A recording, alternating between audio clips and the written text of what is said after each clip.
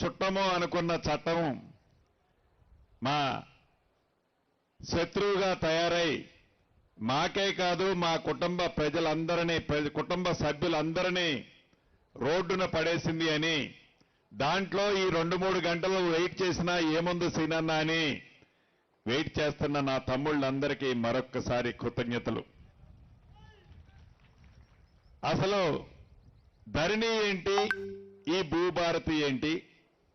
ఎన్నికల ముందు కాంగ్రెస్ నాయకులు ధరణిని బంగాళాఖాతంలో వేస్తానని చెప్తే నిజంగా అది నమ్మి తెలంగాణ రాష్ట్ర ప్రజలు, రైతన్నలు, భూములున్న ఆసాములు తెలంగాణ రాష్ట్రంలో ఇందిరమ్మ రాజ్యాన్ని తెచ్చుకున్నారు అంటే ఆనాటి పాలకులకి, ఈనాటి ప్రతిపక్షంలో ఉన్న నాయకులకి ఇంకా జ్ఞానోదయం కాకుండా ఏ భూభారతిని అసెంబ్లీలో ప్రవేశపెట్టినప్పుడు ఏ పేదోడి కన్నీరు తుడవటానికి భూభారతిని తీసుకొచ్చిన మన ఇందిరమ్మ ప్రభుత్వం అసెంబ్లీలో ఈ బిల్లును పెట్టినప్పుడు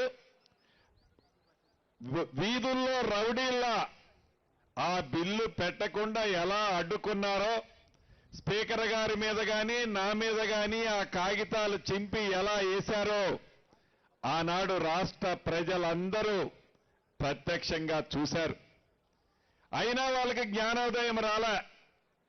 2 పర్యాయాలు చెంప చెల్లుమనేటట్టు తెలంగాణ ప్రజలు తీర్పు ఇచ్చినా వారు ఏం తప్పు చేశారో, ధరణిలో ఏమి తప్పులున్నాయో అనేది గ్రహించకుండా ప్రతిపక్షంలో ఉన్నావు కాబట్టి ఏది పడితే అది మాట్లాడతామని, మాట్లాడితే చెల్లుద్దని వారు అనుకున్నారే తప్ప వారు చేసిన తప్పుని గ్రహించకపోవటం నిజంగా దురదృష్టకరం. ఈ వేదిక మీద నుంచి వారిని ఒక్కటే అడగదలుచుకున్నాను. అయ్యా, మీరు 2020 చట్టం చేశారు.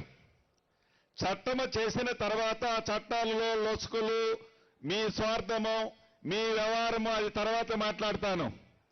2020 చట్టం చేసిన తర్వాత ఏ పొద్దైనా, ఏ ఊళ్ళోనైనా, ఏ వాడలోనైనా ఇటువంటి రెవెన్యూ సదస్సుని మీరు పెట్టగలిగారా?